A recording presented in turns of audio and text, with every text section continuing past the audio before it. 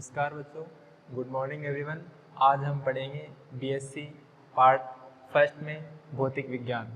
BSc part first में हमारे पास भौतिक विज्ञान की 3 शाखाएं हैं, जिसमें से हम पहले पढ़ेंगे आज पेपर फर्स्ट, जिसका नाम है यांत्रिकी, मैकेनिक्स। उसके बारे में हम डिस्कस करेंगे मैकेनिक्स क्या होती है, मैकेनिक्स के अंदर हमें क्या पढ़ना है, कैसे पढ़ना है, कैसे सारे क्वेश्चन करने हैं, उसके बारे में हम धीरे धीरे डिस्कस करेंगे आगे की कक्षाओं में। आज हम पढ़ेंगे यांत्रिकी। फर्स्ट चैप्टर है हमारा पेपर फर्स्ट, जो 33 नंबर का होता है, उसके बारे में हम पढ़ेंगे, जिसका नाम क्या है, यांत्रिकी। यांत्रिकी का पेपर कितने नंबर का आता है, 33 नंबर का। और बीएससी पार्ट फर्स्ट में ये पहला पेपर है। ये कितने मार्क्स का आता है, 33 मार्क्स का, जिसमें हमारे पास 5 चैप्टर है। 5 चैप्टर में पहला चैप्टर, जिसका नाम है निर्देश तंत्र। निर्देश तंत्र, तो आज हम इसी चैप्टर के नाम के ऊपर ही डिस्कस करेंगे। निर्देश तंत्र क्या होता है, निर्देश तंत्र कौन से होते हैं, इनके बारे में पढ़ेंगे। देखो, निर्देश तंत्र क्या होता है, किसी भी, जैसे कि हमारे पास कोई वस्तु है, किसी चीज के सापेक्ष अगर उसकी स्थिति प्रदर्शित की जाती है तो उसको बोलते हैं निर्देश तंत्र। तो निर्देश तंत्र की सीधी सी डेफिनेशन है, किसी भी वस्तु की स्थिति को प्रदर्शित करने वाला तंत्र क्या कहलाता है, निर्देश तंत्र। तो सबसे पहले हम इसकी डेफिनेशन लिख लेते हैं निर्देश तंत्र की। निर्देश तंत्र, निर्देश तंत्र क्या होता है, चैप्टर का नाम भी यही है। और सबसे पहले हमें ये क्लियर भी होना चाहिए कि निर्देश तंत्र क्या होता है। तो निर्देश तंत्र क्या होता है, जब किसी वस्तु को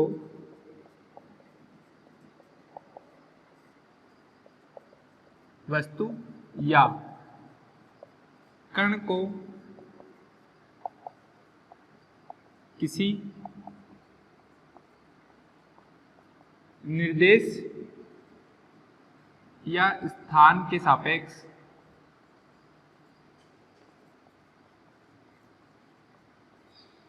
प्रदर्शित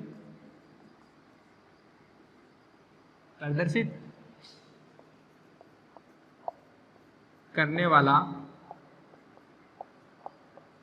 तंत्र निर्देश तंत्र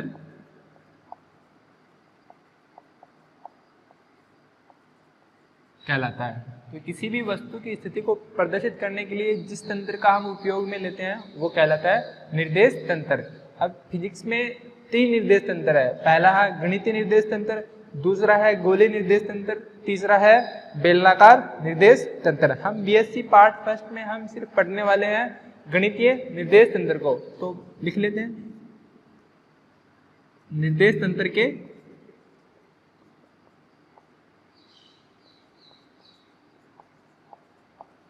प्रकार। कितने प्रकार के होते हैं, गणितीय गणनाओं के अनुसार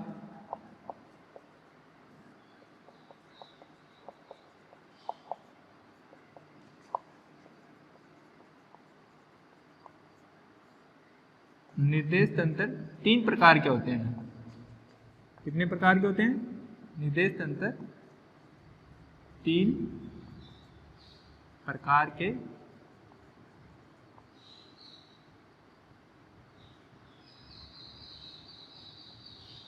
होते हैं। कौन से होते हैं, पहला होता है कार्तीय निर्देश तंत्र,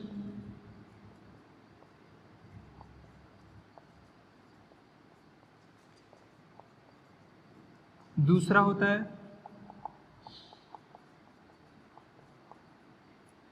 गोलीय निर्देश तंत्र,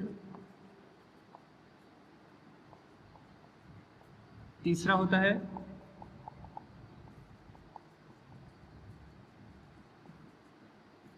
बेलनाकार निर्देश तंत्र। हमारे बीएससी फर्स्ट ईयर की भौतिक विज्ञान के तो पहले बुक है यांत्रिकी, इसमें सिर्फ हमें क्या पढ़ना है, कार्तीय निर्देश तंत्र। तो हम भी पढ़ेंगे कार्तीय निर्देश तंत्र के बारे में। साथ साथ में आपको नोट भी करना है ताकि आपके नोट्स भी रेडी हो जाएं।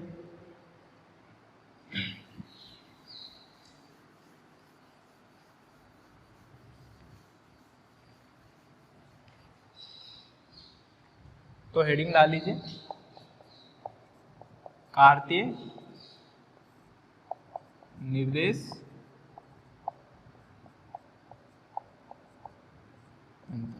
कार्तीय निर्देश तंत्र क्या होता है? आपने मैथ्स में पढ़ा होगा, निर्देशांक ज्यामिति पढ़ी होगी, जिसमें हम किसी बिंदु को दर्शाते हैं एक्स एक्स और वाई एक्सिस पर दर्शाते हैं ना। इसी प्रकार कार्तीय निर्देश तंत्र जिसमें 2D नहीं होती 3D होती है, एक्स वाई और जेड तीनों दिशाएं काम में ले जाती हैं, एक्स वाई और जेड। निर्देशांक तंत्र में क्या होता है, हम काम में लेते हैं एक्स एक्स और वाई एक्स, द्विविम में लेते हैं और हमारे पास यहाँ क्या होगा, त्रिविम में होगी। तो कार्तीय निर्देश तंत्र कैसा होता है?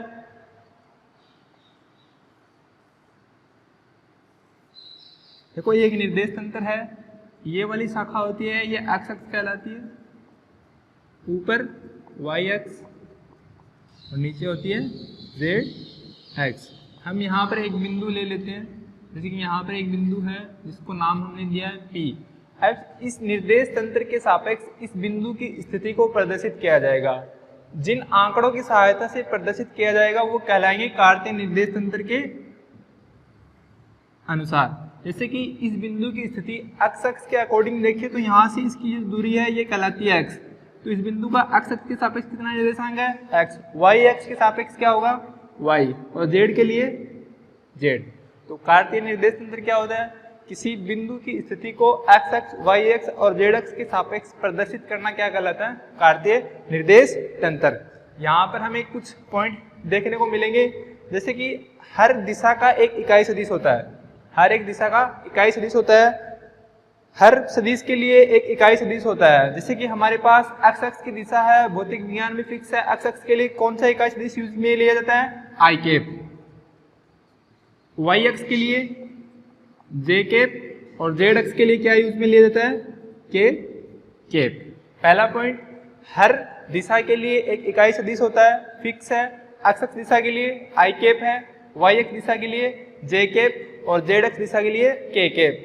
आई कैप जो होता है वो एक्स एक्स की दिशा को निर्देशित करता है, जो जे कैप होता है वो वाई एक्स की दिशा को निर्देशित करता है, और जो के कैप होता है वो जेड एक्स की दिशा को निर्देशित करता है। दूसरा पॉइंट, यहाँ पर मूल बिंदु, ये मूल बिंदु है ओ, अगर मूल बिंदु से एक्स एक्स की दिशा में अगर देखा जाए तो इधर प्लस वाले पॉइंट होते हैं, तो जीरो मूल बिंदु से लेकर एक्स एक्स दिशा में हम अनलिमिटेड मतलब अनंत तक पॉइंट ले सकते हैं, जीरो से इनफाइनाइट तक होता है। इधर ही इसी तरह माइनस पीछे वाली साइड में भी क्या होता है, इनफाइनाइट होता है। तो हम बता सकते हैं कि इन दिशाओं की जो सीमा क्या होती है, इन दिशाओं की सीमा क्या क्या होगी, एक्स की सीमा क्या होगी, प्लस इन्फिनिटी से माइनस इन्फिनिटी तक। वाई एक्स की दिशा क्या होगी, प्लस इन्फिनिटी से माइनस इन्फिनिटी तक, और जेड एक्स की दिशा क्या होगी, प्लस इन्फिनिटी से माइनस इन्फिनिटी तक। मतलब हम इधर भी प्लस वाले नंबर भी अनंत तक ले सकते हैं और माइनस की तरफ भी अनंत तक हम नंबर ले सकते हैं। तीसरा पॉइंट, दो पॉइंट हो गए। तीसरा पॉइंट क्या है, इस मूल बिंदु से जो बिंदु है P, जो हमने कुछ लिया है, कोई वस्तु है P, इसकी मूल बिंदु से जो दूरी होती है वो कहलाती है इसका स्थिति सदिश। क्या कहलाती है, मूल बिंदु से उस बिंदु की बीच की दूरी क्या कहलाती है, स्थिति सदिश। हम 3 पॉइंट पढ़े हमने। तीसरी चीज, चौथी चीज, 3 तो पढ़ लिए हमने, मूल बिंदु से इस बिंदु के बीच की दूरी क्या कहलाती है, स्थिति सदिश। उसके अलावा देखिए हम जो निर्देशांक लेते हैं किस दिशा में लेते हैं, देखो ये x है, ये y है, ये z है। देखो क्लॉकवाइज क्या होता है, जैसे क्लॉक कैसे चलती है, ऐसे चलती है ना।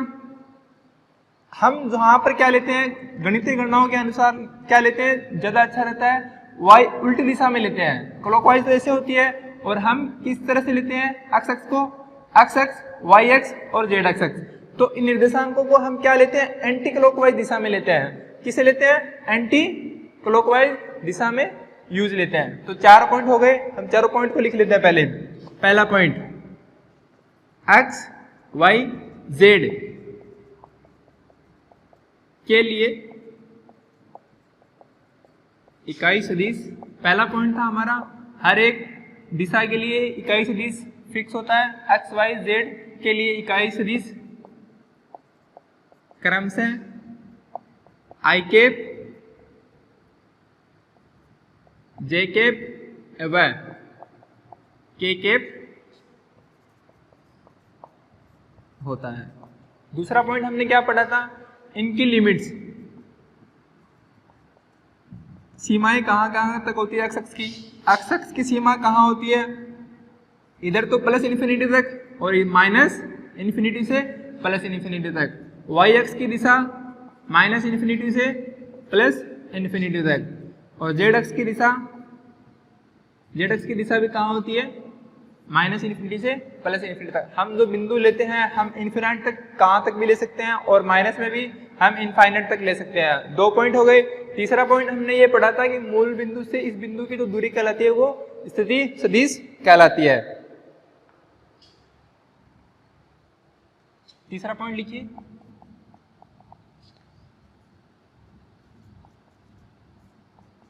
मूल बिंदु से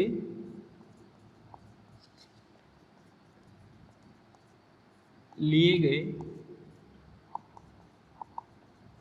बिंदु या वस्तु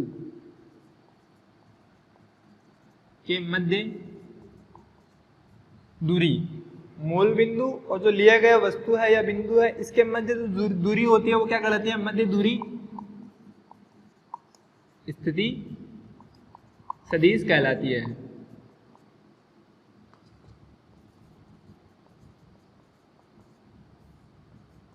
कहने का मतलब यह है यहां से लेके यहां तक की दूरी होती है वो क्या कहलाती है? इसको क्या बोलते हैं? स्थिति सदिश।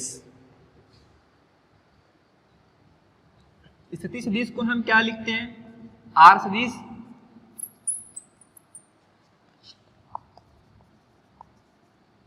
स्थिति सदिश को आर वेक्टर से प्रदर्शित करते हैं। अब ये आर वेक्टर क्या होता है? आर वेक्टर को कैसे लिखते हैं इसका हम प्रूफ भी निकालेंगे, लेकिन हम सीधे सीधे अभी पहले कुछ पॉइंट लिख लेते हैं कि कार्तीय निर्देश तंत्र होता क्या है। तो आर वेक्टर को हम लिखते हैं एक्स अक्ष दिशा में एक्स, इसके साथ इसका इकाई सदिश, प्लस वाई इसकी दिशा में इकाई सदिश जे कैप, प्लस जेड इसकी दिशा में इकाई सदिश के कैप। ये कहलाता है स्थिति सदिश, जो कि इंपॉर्टेंट है।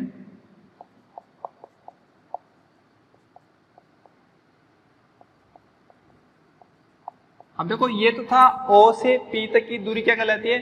स्थिति सदिश। अब हम ले सकते हैं, फिजिक्स में लेते हैं ना कि छोटी सी दूरी के लिए अल्पांश लंबाई के लिए क्या लिखेंगे? तो चौथा पॉइंट लिखें,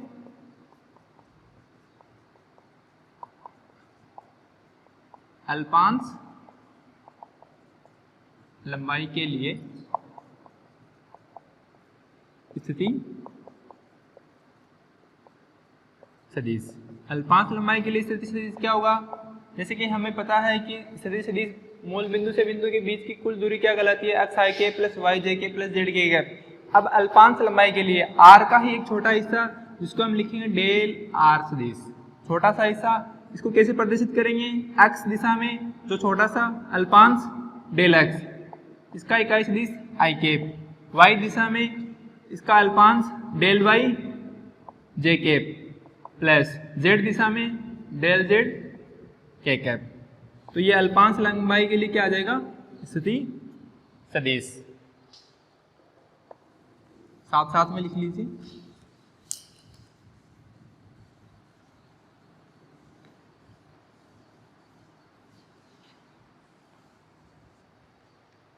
नेक्स्ट पॉइंट हमने बताया था कि जो निर्देशांक लेते हैं वो क्या लेते हैं? एंटी क्लॉकवाइज दिशाओं में हम यूज करते हैं। गणितीय गणनाओं हेतु गणितीय गणनाओं के लिए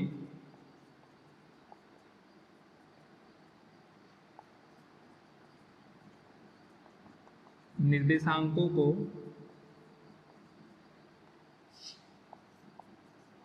एंटी क्लॉकवाइज या कौन सी दिशा में लेंगे? दक्षिणावर्त।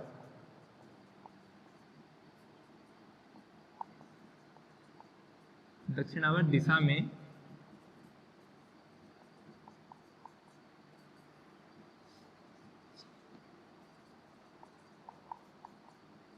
उपयोग में लेते हैं। तो गणितीय गणनाओं के लिए कौन सी दिशा लेंगे? एंटी क्लॉकवाइज, एक्स ऊपर वाई फिर जेड, फिर वापस एक्स वाई जेड, इस दिशा में हम लेते हैं। और घड़ी की दिशा क्या होती है? इस तरीके से होती है, वामावर्त होती है, लेकिन हम इसको कैसे लेते हैं? दक्षिणावर्त दिशा में, एंटी क्लॉकवाइज। लिख लीजिए।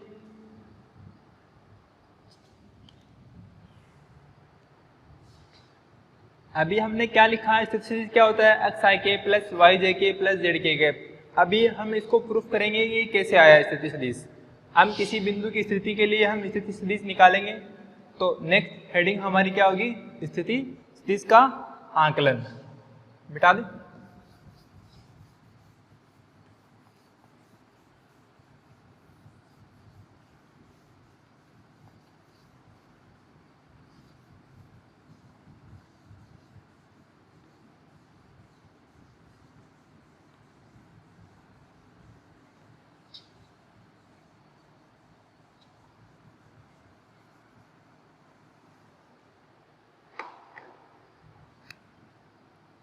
नई हेडिंग ना रही है, स्थिति सदिश का आंकलन। हम इसको प्रूफ करेंगे कि आर जो केप आर सदिश जो आया था हमारा कैसे आया था? एक्स आई के प्लस वाई जे के प्लस जेड के कैप कैसे आया था? देखो, सबसे पहले हम बिंदु पी को लिख लेते हैं कि कैसे लिया हमने। माना एक बिंदु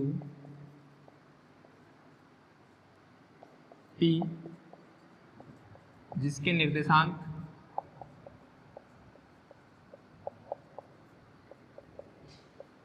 x, y, z है। मूल बिंदु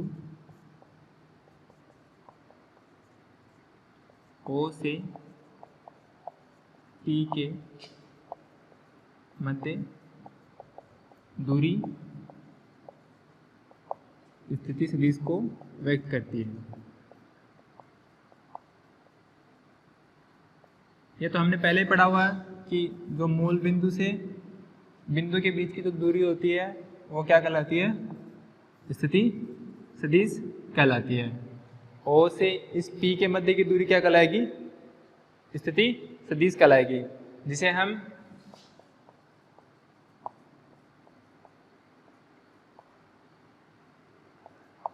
R से प्रदर्शित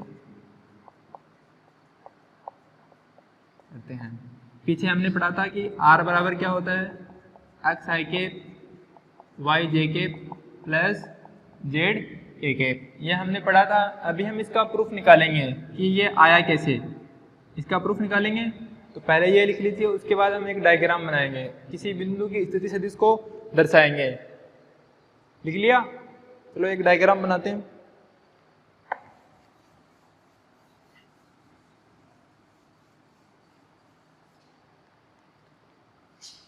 एक कार्तीय निर्देश तंत्र,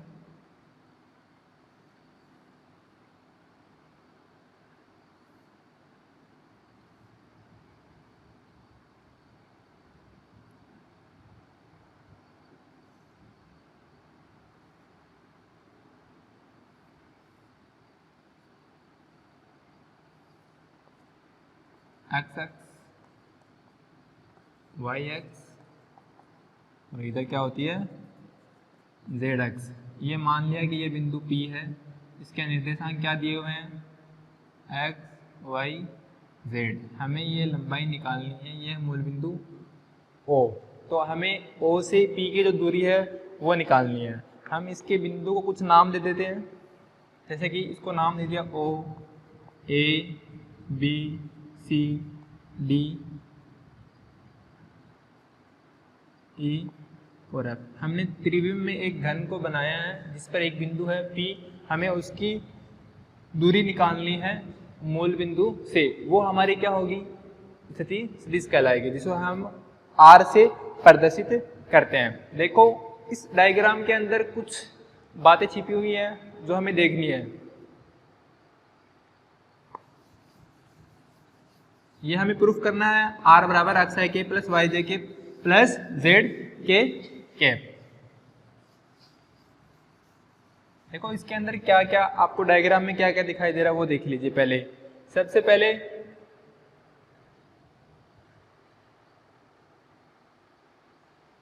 देखो यहां से ओ लंबाइयां देखनी है हमें, कौन सी कहां कहां कितनी होगी, हमें ये लंबाइयां देखनी है। तो सबसे पहले देखिए पी बी, यहां से ये जो दूरी यहां से लेके यहां तक, ये जेड है ना, जेड एक्स है, तो ओ से जेड की लंबाई हमने मान ली। पहला बिंदु हमारे पास ओ जेड एक वेक्टर, उसी के बराबर क्या होगा पी बी, ये जितनी है ये भी उतनी होगी पी बी, ये कितना हुआ जेड के कैप, ये दूरी कितनी होगी जेड के कैप। उसके बाद हम निकालेंगे ओ सी। देखिए यहां से लेकर यहां तक की दूरी एक्स अक्ष पर, ये दूरी क्या कहलाएगी ओ सी, किसके बराबर होगी ई डी के बराबर होगी ना। ये तो जितनी दूरी है घनाभ में क्या होता है आमने सामने की भुजाएं बराबर होती है ना, ये दूरी ईडी कितनी होगी एक्स अक्ष दिशा में है तो एक्स आई कैप। फिर हम निकालते हैं वाई के लिए, वाई देखो हमारा ओ ए, जितना ओ ए होगा उतना ही पी डी होगा, क्या ओ ए बराबर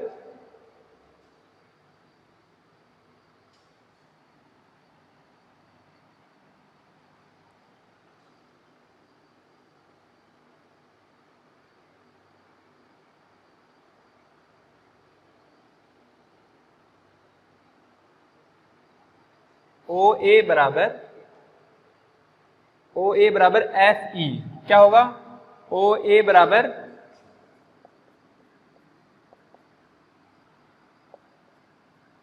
ओ ए, ये जो लंबाई है किसके बराबर होगी एफ ई के बराबर होगी ना। घन में बराबर वाली भुजाएं क्या होती है बराबर होती है, तो ओ ए बराबर एफ ई, ये कितना होगा हमारे पास वाई जे कैप। देखिए सबसे पहले हम एक त्रिभुज लेते हैं, ये हमारा सदिश है ओ ई और ये हमारा सदिश है आर वेक्टर। हमें निकालना है, देखो हम कैसे निकालेंगे, अगर हमारे पास ये दो भुजाएं हो, देखो त्रिभुज बन रहा है क्या ओ पी डी, अगर हमारे पास ओ ए भुजा की लंबाई हो और ओ पी डी भुजा की लंबाई हो, क्या हो ओ डी भुजा की लंबाई और पी डी भुजा की लंबाई, तो हम इसको निकाल सकते हैं। देखो एक वेक्टर है हमारे पास, एक त्रिभुज है, देखो ओ ई डी एक त्रिभुज है ना, इसके अंदर हमें ये वेक्टर निकालना है ओ डी निकालना है। हमारे पास दो तुम पास में है, एक तो ओ ई पता है हमें और एक ई डी हमें मालूम है। ओ ई कितना है जेड के कैप और ई डी हमारा कितना है एक्स आई कैप। तो त्रिभुज ओ ई डी से त्रिभुज ओ ई डी में क्या क्या है, देखो सदिश योगों का एक त्रिभुज नियम होता है।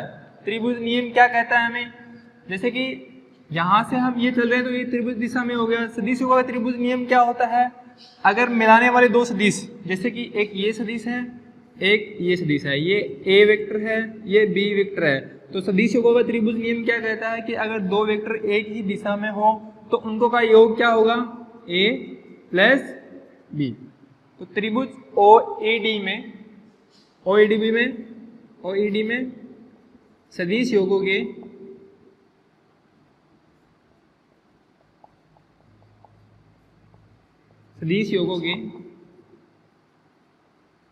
त्रिभुज नियम से, सदिश योगों का त्रिभुज नियम क्या होगा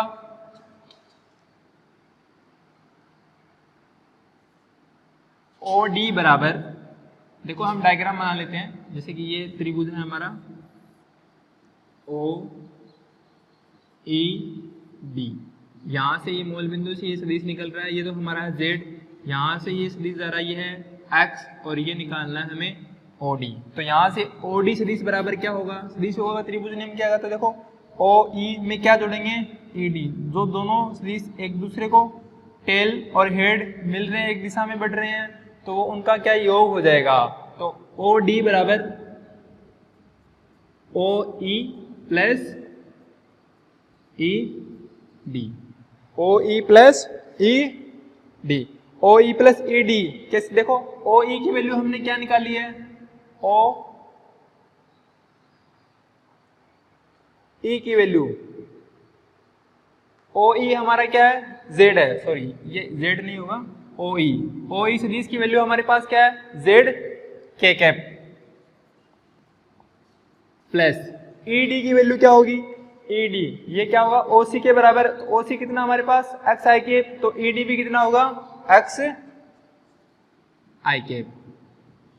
ओडी हमें पता नहीं है, तो ओडी बराबर क्या आ गया हमारे पास, जे के कैप प्लस एक्स आई कैप। हम इसको मान लेते हैं समीकरण नंबर 1।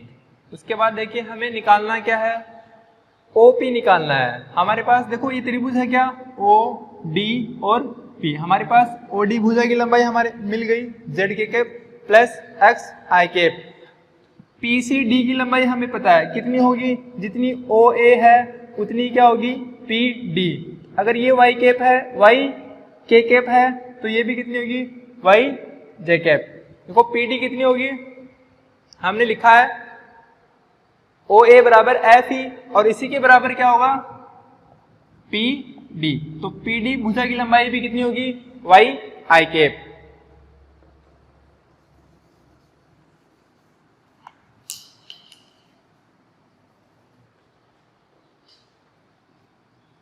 त्रिभुज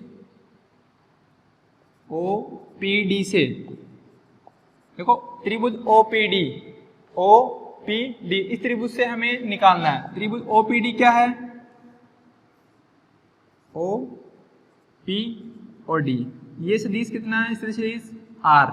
यहां से यहां की लंबाई हमने निकाल ली अभी, और ये हमें पता है डी से पी का सदिश हमारे पास कितना लिया हुआ है, वाई जे कैप। देखो सदिश हो गए त्रिभुज नियम से क्या होगा, ये बिंदु ओ से निकलने वाला सदिश O D plus P D किसके बराबर होगा, ओ पी के। लिखे सदिश हो गए त्रिभुज नियम से,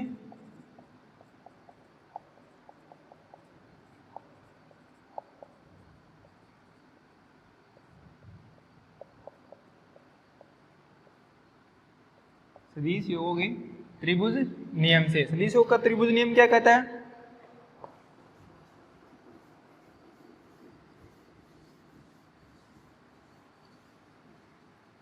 इस त्रिभुज से देखिए सदिश योग का त्रिभुज नियम, ओपी किसके बराबर होगा, O D plus D P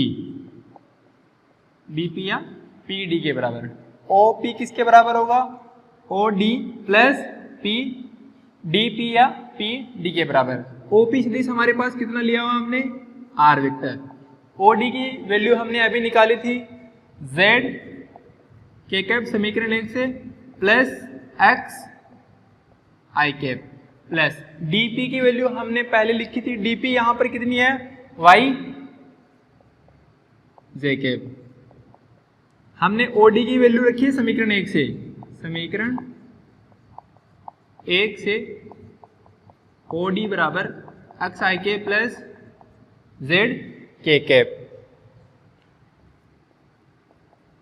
देखो इसको हम आगे पीछे लिख सकते हैं, ए प्लस बी बराबर बी प्लस ए होता है, तो इसी हिसाब से हम पहले लिख लेते हैं एक्स आई कैप प्लस वाई जे के प्लस जेड के कैप। और यही हमारा क्या है, स्थिति सदिश। इसी को क्या बोलते हैं हम, स्थिति सदिश आर। समीकरण 2, समीकरण 2 कार्तीय निर्देश तंत्र में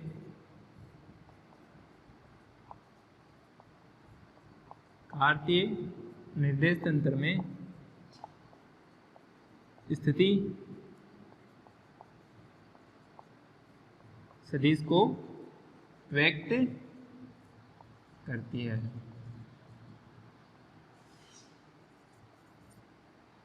तो हमने स्थिति सदिश को प्रूफ कर दिया। क्या होता है, हमने पहले पढ़ा था आर बराबर क्या होता है, एक्स आई कैप प्लस वाई जे कैप प्लस जेड के कैप।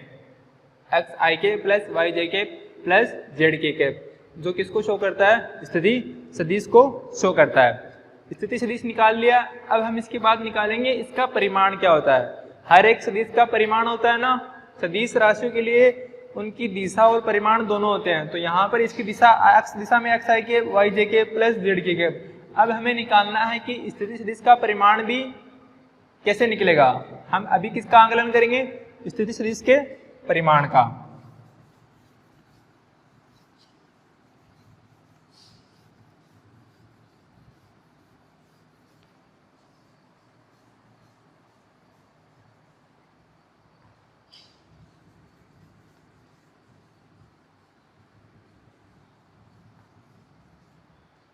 हेडिंग डालिए स्थिति सदिश का परिमाण। क्या होता है परिमाण, कैसे निकालेंगे। मान लेते हैं कि दो सदिश ए और बी जिनका डॉट प्रोडक्ट क्या होगा, उन दोनों का परिमाण साथ में कोस थीटा। यह हमने 12th की कक्षाओं में पढ़ा है। ए डॉट बी बराबर क्या होता है, मॉडुलस ए मॉडुलस बी कोस थीटा। मान लेते हैं कि दो सदिश है, एक तो ये है ये ए और बी, इन दोनों के बीच में एंगल कितना है, थीटा है।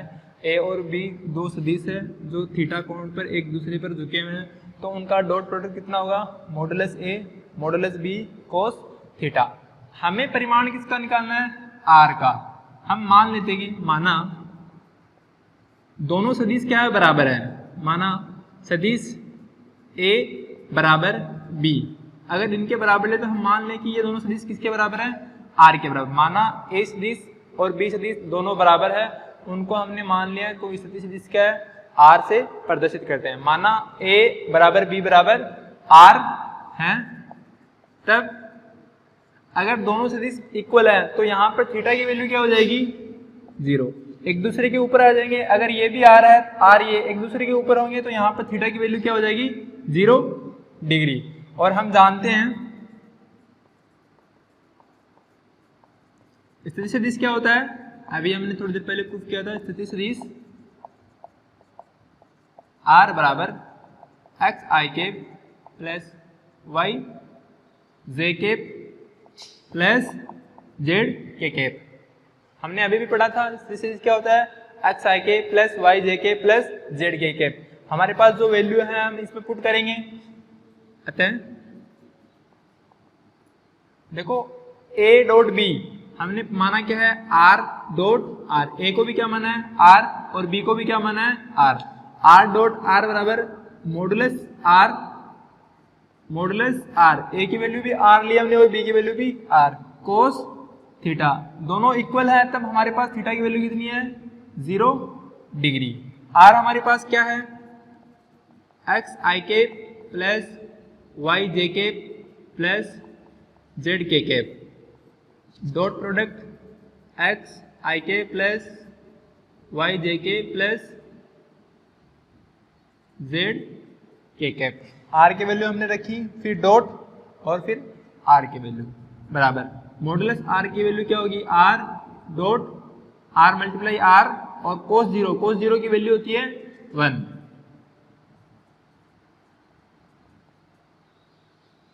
कोस 0 की वैल्यू होती है 1। यहां से हम इन दोनों का डॉट प्रोडक्ट करेंगे। देखो जब इकाई सदिश का डॉट प्रोडक्ट होता है, आई कैप को आई कैप से गुणा करते हैं तब तो आता है 1, लेकिन जब आई कैप को दूसरी इकाई सदिश से गुणा करेंगे, आई कैप को अगर जे कैप से गुणा करते हैं तो क्या आता है उसका 0। आई कैप का गुणा आई कैप से तो क्या आता है, आई कैप का डॉट प्रोडक्ट आई कैप से करेंगे तो 1। ऐसे ही जे कैप का डॉट प्रोडक्ट 1, के कैप का के कैप से करेंगे 1। इसके अलावा आई कैप का अगर जे के कैप से करते हैं, के कैप का जे कैप से, जे का आई से करते हैं, तब उनकी वैल्यू क्या आती है, 0। देखो मल्टीप्लाई करेंगे, एक्स को पहले इससे मल्टीप्लाई करेंगे तो आई वाले को तो आई से कर लेंगे, आई को जे से करेंगे वो क्या हो जाएंगे 0। तो आई वाले को आई से मल्टीप्लाई करने पर एक्स को एक्स से करेंगे x square, i cap dot i cap, इन दोनों का मल्टीप्लाई। उसके अलावा बाकी 0 हो जाएंगे। आई कैप को अगर जे कैप से करेंगे तो वो क्या हो जाएगा 0। फिर आई कैप को के कैप से करेंगे वो भी हो जाएगा 0। उसके बाद वाई जे कैप को करेंगे आई कैप से, जे कैप को आई कैप से करेंगे 0, जे कैप को फिर किससे करेंगे जे कैप से, इसकी वैल्यू क्या होगी 1। तो वाई स्क्वायर जे कैप डॉट जे कैप। उसके बाद y को जे कैप को के कैप से करेंगे, जे कैप को के कैप से करने पर क्या हो जाएगा 0। फिर नेक्स्ट टर्म को z के कैप को करेंगे i कैप से, के कैप को i कैप से करेंगे 0, के कैप को जे कैप से करेंगे 0, के कैप को के कैप से करेंगे 1। तो प्लस z को z से करेंगे z स्क्वायर, के कैप को के कैप से मल्टीप्लाई इक्वल r को r से करेंगे r स्क्वायर को 1 से करेंगे r स्क्वायर।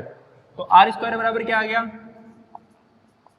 आई कैप को आई कैप से गुणा किया 1, तो x स्क्वायर को 1 से गुणा करेंगे x स्क्वायर, प्लस जे कैप को जे कैप से गुणा कर किया 1 को y स्क्वायर से गुणा करेंगे y स्क्वायर, प्लस के कैप को के कैप से गुणा किया 1 और इसको z स्क्वायर से मल्टीप्लाई करेंगे z स्क्वायर।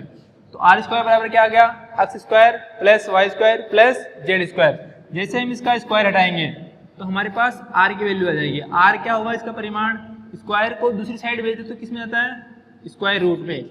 स्क्वायर रूट में जाएगा तो square root plus X square plus Y square plus Z square. ये क्या होता है, किसी स्थिति सदिश का परिमाण। लिख लीजिए।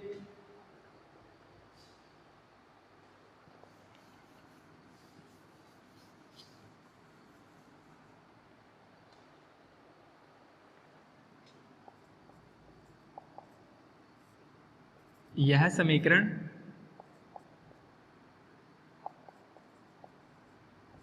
स्थिति सदिश के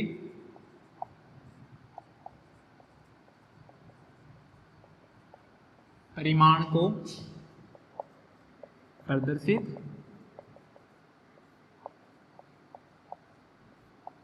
करती है। क्या होता है, स्थिति सदिश का परिमाण r बराबर X square plus Y square plus Z square का स्क्वायर रूट, जो कि क्या कहलाता है, स्थिति सदिश का परिमाण। एग्जाम में बहुत सारे क्वेश्चन आते हैं इस पर कि स्थिति सदिश को प्रदर्शित कीजिए, प्रूफ कीजिए, स्थिति सदिश का परिमाण निकाल लीजिए। आज के लिए इतना ही, आगे पढ़ेंगे कल।